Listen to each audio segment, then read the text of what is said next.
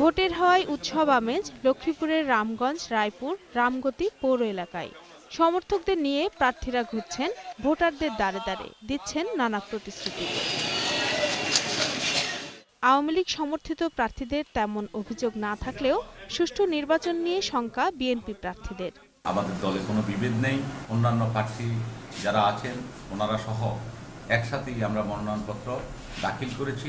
জনগণের ম্যান্ডেট নিয়ে আমি রামগতি পৌরসভাকে একটি মডেল পৌরসভায় রূপান্তরিত করার ডিজিটাল বাংলাদেশ তার প্রথম রামগঞ্জ থেকে আমি স্টার্ট করতে চাই। বর্তমান আইন শৃঙ্খলা এখনো ভালো আছে, ভবিষ্যতে কি হবে উপরালাই জানে।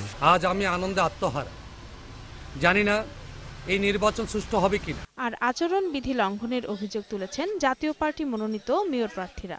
আমাদের মাননীয় সাংসদ এই আলেকজান্ডারের এই গত 2 দিন আগে প্রকাশ্য তিনি মিটিং করে আচরণ বিধি লঙ্ঘন করে।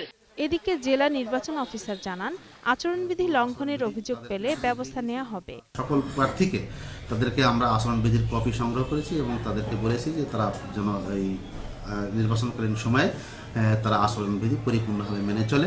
যোগ্য প্রার্থী বেছে নিতে চান ভোটাররা, সেই সঙ্গে সুষ্ঠু নির্বাচনও প্রত্যাশা 3 পৌর এলাকার ভোটারদের। এবার মনে হয় সুষ্ঠু ভোটে অনেক সম্ভাবনা আছে এবং যোগ্য প্রার্থীকে মেয়র হিসেবে দেখতে চাই। লক্ষ্মীপুর সদর পৌরসভার নতুন ভোটার তালিকা প্রস্তুত না হয় নির্বাচন হচ্ছে না। তবে রামগঞ্জ, রায়পুর, রামগতিতে সুষ্ঠুভাবে ভোট হবে এমনই প্রত্যাশা সবার। Desk report, 21 television.